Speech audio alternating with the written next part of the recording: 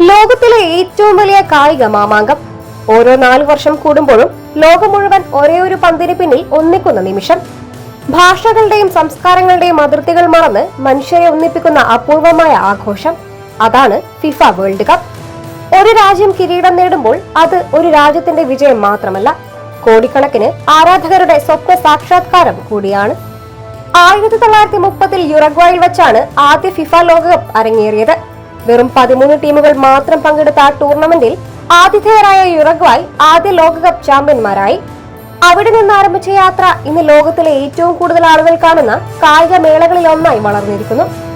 രണ്ടാം ലോക മഹായുദ്ധം കാരണം 1942-ലും 1946-ലും ലോകകപ്പ് നടന്നില്ലെങ്കിലും പിന്നീട് അതിലും വലിയ ആവേശത്തോടെ ടൂർണമെന്റ് തിരിച്ചെത്തി.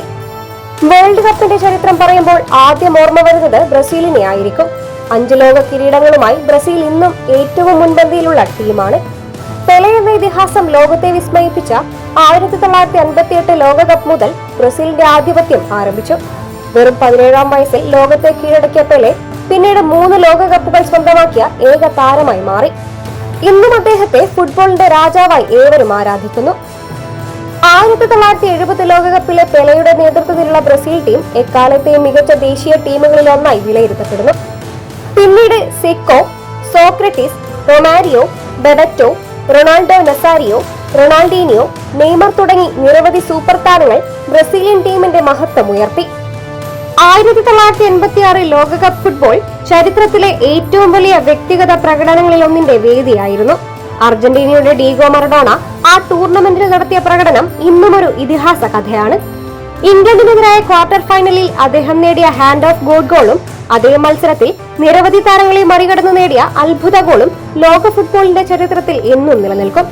മറഡോണയുടെ നേതൃത്വത്തിൽ അർജന്റീന അന്ന് ലോക കിരീടം സ്വന്തമാക്കി. 1998 ഫ്രാൻസ് സ്വന്തം മണ്ണിൽ ആദ്യമായി ലോക ചാമ്പ്യന്മാരായി. സിനദിൻ സിദാന്റെ ഹെഡറുകൾ ഫൈനലിൽ ബ്രസീലിനെ തകർത്തു. ലോക ഫുട്ബോളിലെ പുതിയ ശക്തിയായി ഫ്രാൻസ് ഉയർന്നു വന്ന നിമിഷമായിരുന്നു അത്.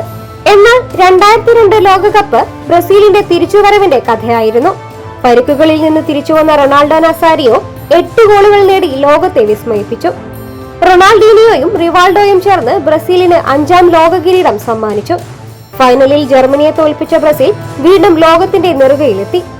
2006 ലോകകപ്പ് ഇറ്റലിയുടെ വിജയത്തോടെയാണ് അവസാനിച്ചതെങ്കിൽ 2010 ദക്ഷിണാഫ്രിക്കയിൽ വെച്ച് സ്പെയിൻ അവരുടെ ടിക്കി ടാക്ക ശൈലിയിലൂടെ കിരീടം സ്വന്തമാക്കി.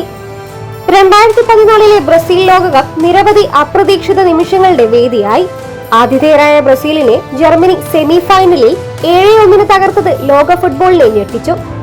പിന്നീട് അർജന്റീനയെ ഫൈനലിൽ തോൽപ്പിച്ച് ജർമ്മനി ലോക ചാമ്പ്യന്മാരായി.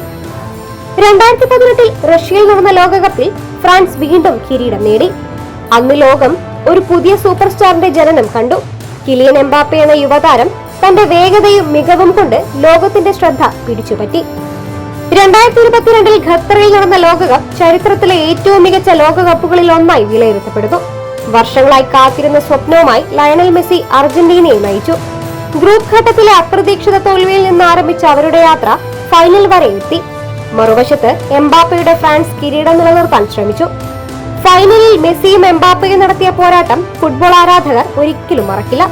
ആവേശകരമായ മത്സരത്തിനൊടുവിൽ അർജന്റീന ലോക കിരീടം സ്വന്തമാക്കി. അതോടെ മെസ്സി തന്റെ കരിയറിലെ ഏറ്റവും വലിയ സ്വപ്നം സാക്ഷാത്കരിച്ചു. ലോകത്തിന്റെ ശ്രദ്ധ വീണ്ടും ഫുട്ബോളിലേക്ക് തിരിയുകയാണ്. ആരാകും ചാമ്പ്യന്മാർ? ആരാകും ഈ ലോകകപ്പിന്റെ പുതിയ മുഖങ്ങൾ? ഇതിനുള്ള ഉത്തരം തേടി ഫിഫ വേൾഡ് കപ്പ് വീണ്ടും എത്തിയിരിക്കുകയാണ്.